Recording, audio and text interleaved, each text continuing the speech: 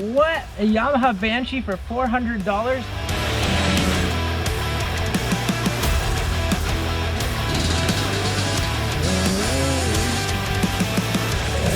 Hey everybody, welcome back to Garage Joy. In this video, it's a project I'm super excited about, a Yamaha 350 Banshee that we picked up a few weeks ago. And spoiler alert, in this video, you're gonna get to see it run, although we do break it. All right, today we've got a fun pickup coming on, so let's go do it. I'm excited about this one, but then again, I'm usually excited about most of them. We are just about there. This one's in a gated community. It's a little different than most places I go to. Hit the button. All right.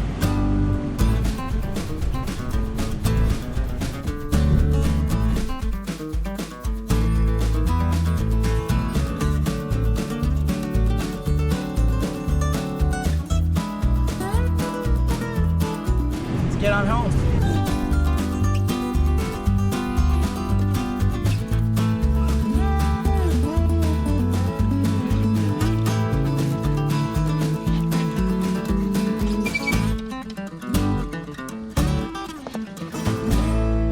All right, guys, so let's take a look at the Banshee.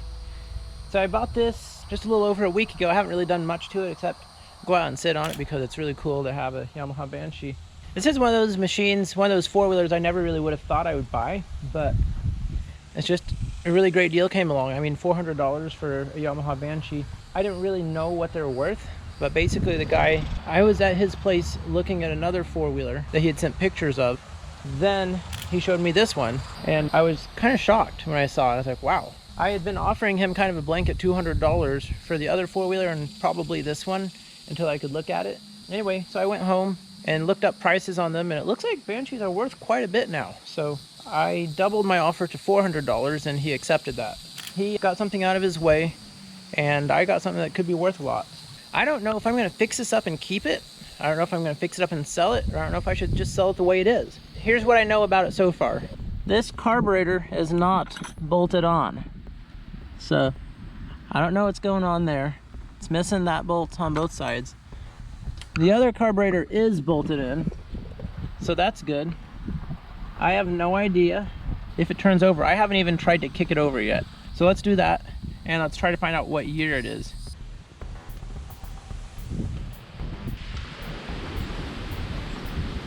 Okay, we're not in gear. That's good. Get this here. Oh yeah.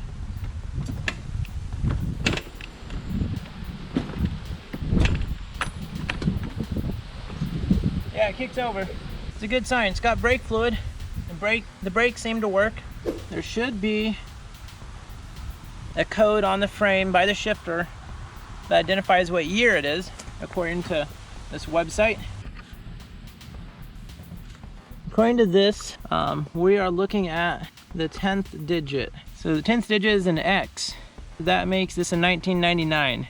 It is missing the front grille. Let's check and see if there's radiator fluid in there. Oh yeah, that is full. Somebody chopped off the rear bar. Basically cut it off right behind the exhaust mount points, which for some reason there's a zip tie in here. The exhausts don't line up with those bolt holes. A zip tie hardly seems like a permanent solution. So the plastics are missing the bolts, the back plastics are.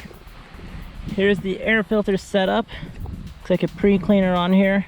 Is this Banshee in good condition, poor condition? Like, what's normal for a Banshee? Is $400 a good deal? I don't think the machine looks really bad. I don't think it looks that bad for $400. I'm pretty excited about this actually. I think a Banshee would be really fun to run around here, but I don't know if I really have enough property to justify keeping it. And I don't know if I have any places really close enough by to go take it to. It's time to get this Banshee into the shop. I don't think I'm actually gonna work on it today, but I wanna get it in the shop where I can look at it better and get it out of the weather in case it ever rains again here, which it will someday.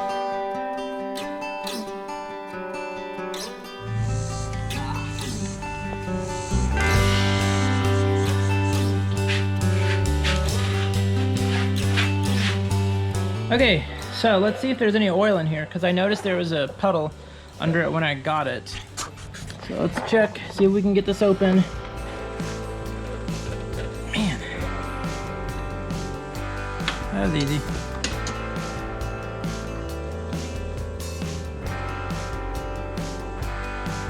Yeah, there's definitely some oil in there. Yeah, that's the biggest thing is we're missing those bolts there. And it looks like this is an aftermarket. It says V-Force 3 by Moto Tessenari, which means almost nothing to me. I want to take these off and see if the air filters are totally disintegrated under there, because it feels like metal mesh under there. And I think you should have foam under there. Interesting how they're zip tied together. Hey look, there's an aftermarket spider there.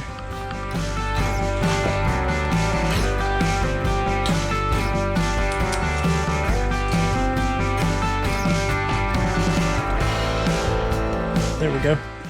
So these air filters are fine. They've just got a mesh around the outside of them, I guess. I'm just used to having a foam pre-cleaner, and I was expecting the foam pre-cleaner in addition to this sock. So at this point, really, I just need a silly bolt so I can get that in place. I think our best bet is going to be to pull out one of these bolts. If we can get an Allen on there. There's no clamp on this fuel line. Looks like somebody used a zip tie on that one. There have been a few corners cut on this machine. Somebody probably got it nice and wore it out, or got it nice and then sold it to someone else and then they didn't take as good a care of it. I mean, I don't really think it's worn out just by looking at it, but there's definitely some zip ties in places that I'm not used to seeing zip ties on four-wheelers like that. Anyway, let's see if we can get out one of those bolts without damaging anything. So I need to buy 2 of these, so I think I'll need to go to a hardware store. Hopefully I can find a Torx head like that. It's pretty low profile. It's a little bit of a tight spot. It looks like any longer, it'd probably bottom out in there because that's not a pass-through hole. So we don't really want anything longer than this. My list at this point is 2 bolts like this and finding some good 2-stroke oil, which I have an acquaintance that has 2 of these machines, 2 Banshees. He likes to use the Ames oil 2-stroke. So see if I can find some Ames oil, or if not, you know, at least something nice and name brand.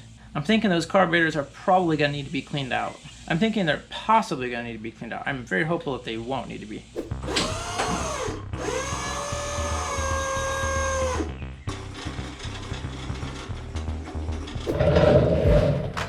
All right, the hardware came in for the Banshee. Thanks to the power of editing, it was that fast. So I got a bunch of bolts off Amazon that look like they should match. And this was actually a time-consuming process because I tried to get them from a local hardware store. And the hardware store does not seem to have a lot of stainless steel metric options. I wanted stainless since we looked like we had stainless before. These are the same length, same thread pitch.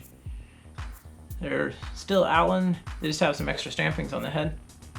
So yeah, let's throw these in here and get some fuel in here and see if we can get this thing to fire.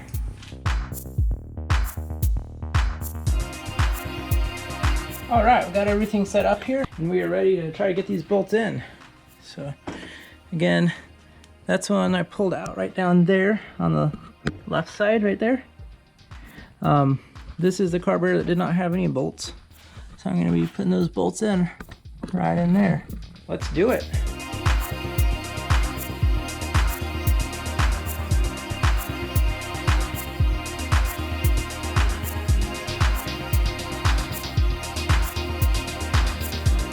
All right, now that we have got the carburetors on, air filters back on, I kind of cleaned this up a little bit inside the intake side here because the carburetor hadn't been mounted, so there's a little bit of dust in there. I couldn't get everything out. Hopefully it'll be okay. So now I've got some fuel mixed up and I need to get the fuel out of here. So what I'm gonna do, I'm gonna pull off this line here to the carburetor on this side because it's on the outside, it's easier to get to. If I can get it off, I'm gonna try to pull that off and drain it into a gas can. Let's drop this down to the floor and do that. See if we can get some fresh fuel in here.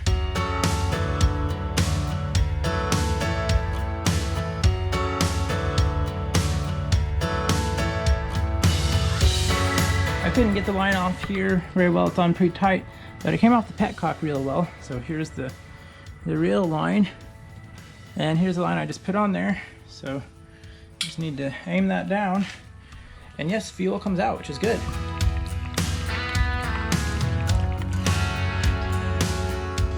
Mount looks like it's broken on that exhaust there. That's not good. All right, now that that's empty, let's put some fresh fuel in there. Let's drain this out real quick, and then we should be good to go. Just kind of flushing everything out. All right, now I'm gonna put the fuel line back on there and see if I can figure out a way to drain the bolt holes. Okay, we are getting really close here. So what I want to do is I want to put some fuel in here and turn it around so the exhaust is facing towards the door and you can see the Kickstarter. And we'll see if this thing will fire up. Pretty exciting. So I'm gonna leave the key off for a little bit for the first several kicks because I want to get some fuel circulating in there, hopefully.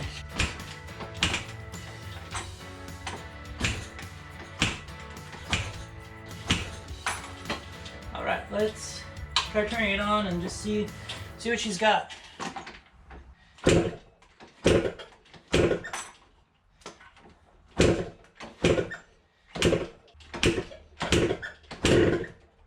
Did you hear that? Oh yeah.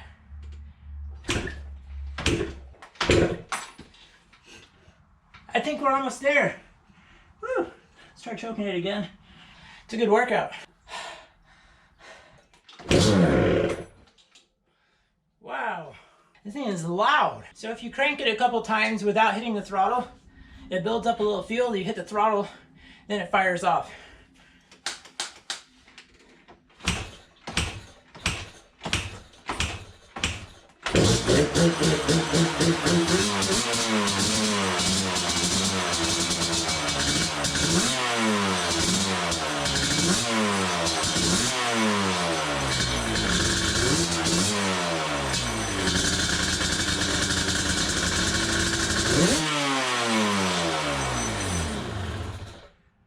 Woo!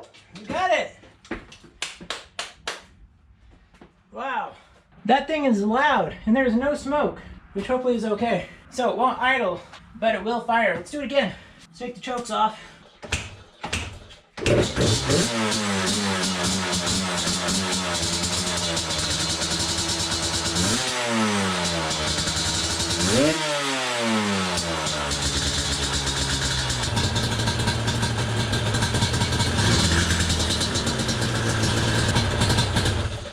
Wow. Now it's smoky in here. Wow, a $400 Banshee runs. Yes. Let's get this thing outside and see if it'll drive. See if we can stretch its legs.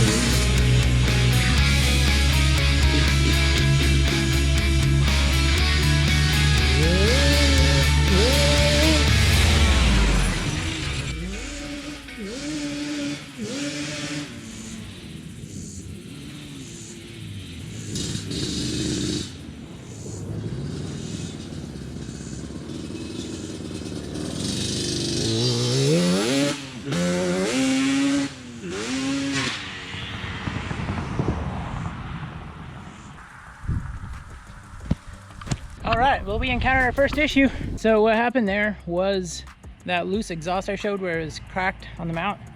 The exhaust blew off while I was riding it there. So that tab cracked off the rest of the way. There's still plenty of meat there to drill in and attach another piece of metal to make a new mounting bracket. But yeah, I think this about ends it for part one on the $400 abandoned Yamaha Banshee 350.